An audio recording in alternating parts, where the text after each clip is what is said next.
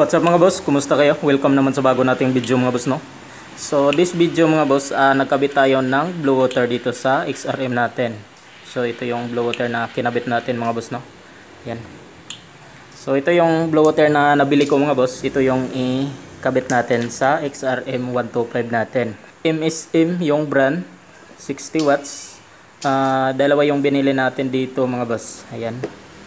Yan. So buksan natin. So yan siya mga boss, no. So wala na siyang kasamang iba mga boss. Bracket lang. So ito yung isa. Yan. So bracket lang yung kasama niya mga boss, no. So nabili ko to siya mga boss sa halagang 470 pesos. Ayan siya. Dalawa yung ikakabit natin. So ang kailanganin natin dito sa pagkabit ng blue water natin mga boss, siyempre relay. So yung relay na binili natin dito mga boss, with socket na siya. Nabili ko to siya mga boss, no, sa halagang 70 pesos. So ito yung relay na bili natin mga boss, no. Yan. May socket na siya kasama sa halagang 70 pesos. Yan siya. Tapos switch. Yan yung switch sa blue water natin. Wires. Konting wire lang mga boss. Sakaling kailangan natin ng wire. Tapos siyempre electrical tape. Yan. So yan yung mga kailanganin natin dito sa pagkabit ng blue water natin mga boss, no. So bago tayo magsimula mga boss, no, please subscribe this video mga boss and don't forget to click the bell button para ma-update kayo pag may bago naman tayong upload na video. So let's go.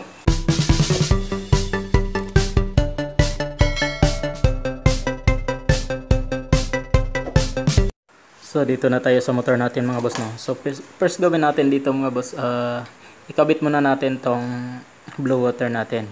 Usually sa mga XRM mga boss, no, dito natin ikabit sa may bracket ng signal light. So kabit muna natin mga boss, no. Let's go.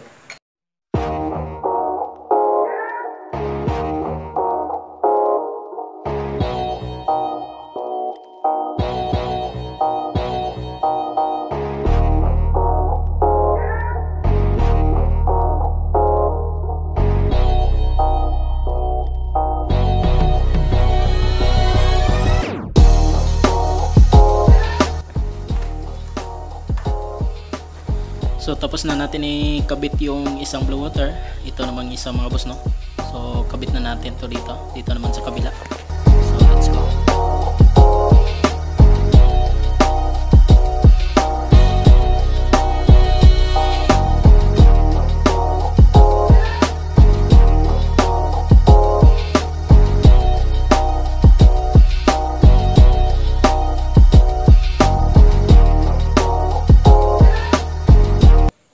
So yan siya mga boss, tapos na natin i-bracket tong blue water natin mga boss, no. So yan siya. Dito yung dalawang wire niya mga boss, no. Yan. Dito muna tayo sa relay natin mga boss, no. Yung relay natin dito mga boss, 4 pins lang, 87, 86, 85 at pin 30. Yan siya mga boss. So yung 87 so wala na. Yan. So ito yung socket niya mga boss. So dito sa socket mga boss, no, yung dalawang, yung 87 dito mga boss, ito yung dalawang kulay blue. Yan. So nilagyan lang ng dalawang kulay blue mga boss, no. So yung dalawang wire na kulay blue mga boss, itapat natin yan sa pin 87. Yan. Yan siya mga boss. Tapos dito na tayo sa dalawang wire sa ano natin mga boss, no, sa blue water. So yung wire sa blue water natin mga boss, mayroon siyang red. Siyempre yung red sa positive. So yung black sa negative. So balatan muna natin mga boss, no, yung wire niya.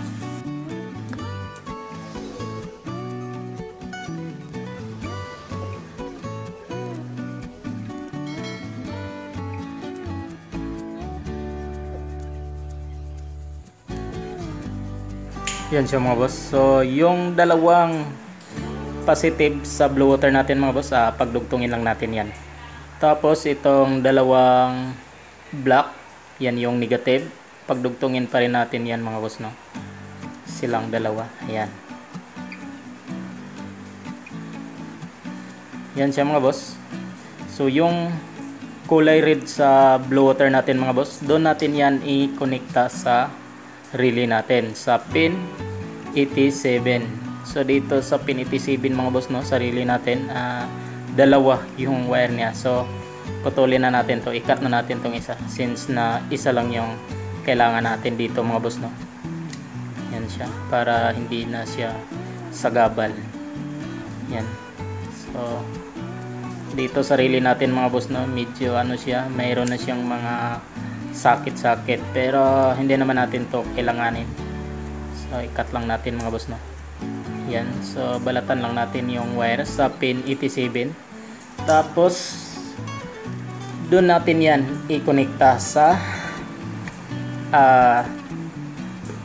kulay red sa ano natin, blue water. Ito siya mga boss, ito yung pin 87. I-connecta natin siya sa kulay red ng blue water natin mga boss, no.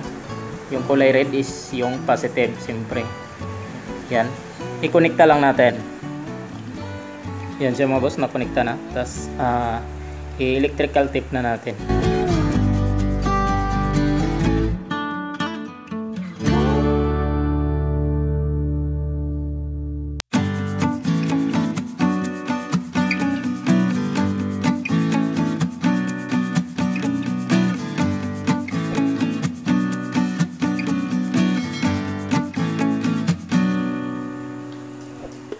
So yan na siya mga boss, no. So dito muna tayo sa kulay black ng blue water natin mga boss, no. So ikabit natin yan sa body ground. So dito tayo sa relay natin mga boss, no. Yung relay mga boss, yung pin 85, ikabit natin yan sa body ground. Yan. So pakita ko lang sa inyo mga boss, no. Medyo malabo, hindi maklaro. So basta 85 mga boss, yung pin 85, ikabit natin yan sa body ground. Since na sa body ground natin to ikabit tong kulay black sa blue water natin mga boss, ipagdugtong na natin tong pin 85 ng relay, tapos yung kulay black sa blue water natin. Kasi same lang naman sila ng connection. Pareho naman sila lahat sa body ground natin sila i-tap. So ipagdugtong natin tong pin 85 at saka kulay black ng blue water natin mga boss, no. Yan. So pagdugtong natin yan mga boss, tapos lagyan natin ng wire para i-tap natin sa body ground mga boss. Kahit saang metal part sa motor natin mga boss, basta dinadaluyan ng ground. So doon natin to itap tong dalawa na to, pin 85, pinagdugtong natin sa kulay black ng blue water natin, tapos lagyan natin ng konting wire para matap lang natin sa body ground. So yan siya mga boss.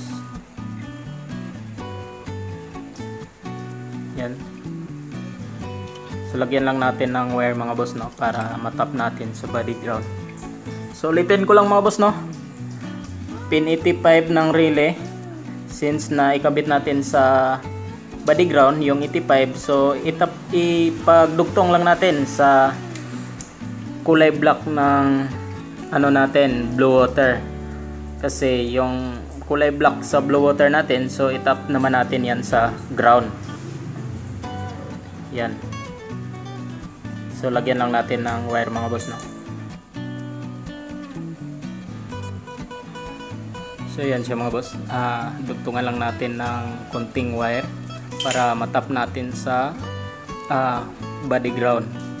So kulay black yung nilagay natin dito mga boss, no, para ma-identify natin na para sa negative to siya, para sa body ground. Yan siya. So double option kayo dito mga boss, pwede nyo i-directa sa negative ng baterya or sa body ground. Sa akin mga boss, ilagay ko lang siya sa body ground mga boss, kasi ano lang naman, same result lang naman pag sa negative ng baterya natin. So mas madali pa pag ikabit na lang natin sa body ground mga boss. Yan. So lagyan lang natin ng wire mga boss, no. Yan. So natip na natin. So yan siya mga boss, no. So tapos na tayo sa pin 87 at pin 85. So ang natira mga boss, pin 30 at pin 86. So dito muna tayo sa pin 86 mga boss, no. Yung pin 86 mga boss, ikabit natin to siya sa accessory wire ng motor natin. Yung wire na magkaroon ng power pag i-on natin yung ignition switch sa motor natin, magkaroon ng power. So doon natin yan i-connecta yung pin 86. So dito mga boss, focus lang natin, medyo malabo mga boss, no. Basta pin 86 mga boss sa relay natin, i-tap natin sa accessory wire. So bago natin siya i-tap mga boss, so kailangan natin ng switch. So ito na yung switch sa blue water natin para on off. Yan. So ikabit lang natin tong switch natin mga boss. Yung isang wire sa switch natin mga boss, no. So i-connecta lang natin siya sa pin 86 ng relay natin. So dito mga boss, medyo maiksi lang yung wire sa pin 86 natin. So dugtungan lang natin ng wire para magkaroon tayo ng idea kung saan natin to ilagay tong relay natin. So dugtungan lang natin mga boss na.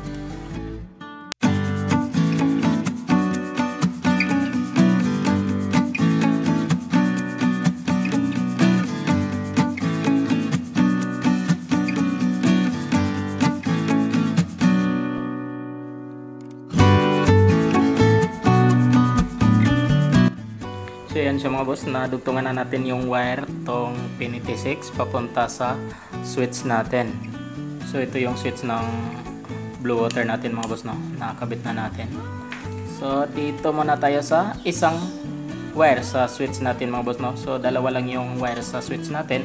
So yung isang wire mga boss, doon na natin yan i-connecta sa accessory wire sa motor natin. So dito sa accessory wire sa motor natin mga boss, no. So dalawa yung source natin sa accessory wire. So dito, itong kulay black na to mga boss, yung socket na to black and white.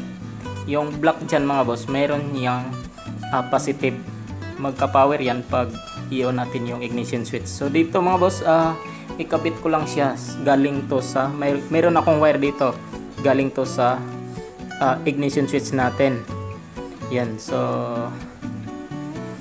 itong isang wire ng switch natin mga boss, i-tap lang natin sa accessory wire sa motor natin mga boss, no. So ipakita ko lang sa inyo kung saan dito yung accessory wire sa motor natin. So medyo mahirap dito mga boss, no. Yan, nagkamali ako, dapat sa huli na to nilagay natin yung blue water natin. Yun siya mga boss, itong wire na to mga boss, ito ang kulay black, galing to sa ignition switch natin. So naglagay na ako dito mga boss, no, yung park light. Yan. So itong kulay green mga boss, galing to sa switch ng park light natin. Galing to sa switch ng park light natin. So tanggalin lang natin mga boss, no, kasi dito natin to i-connecta tong isang wire galing sa switch sa natin, sa blue water. So para sa mga baguhan dyan mga boss, so para sa mga hindi pa nila alam kung paano mahanap yung accessory wire sa motor ninyo, so gamitan lang natin ang test light. Yan. So i-on lang natin yung susian sa motor natin. Pag na-on na yung susian sa motor natin mga boss, pag nagkaroon ng power, so yan na yung accessory wire sa motor natin. Yan. So dito natin i-connecta tong isang wire galing sa switch ng blue water natin. So dito mga boss, mayroon pa rin tong power. Yan. So galing to sa placer.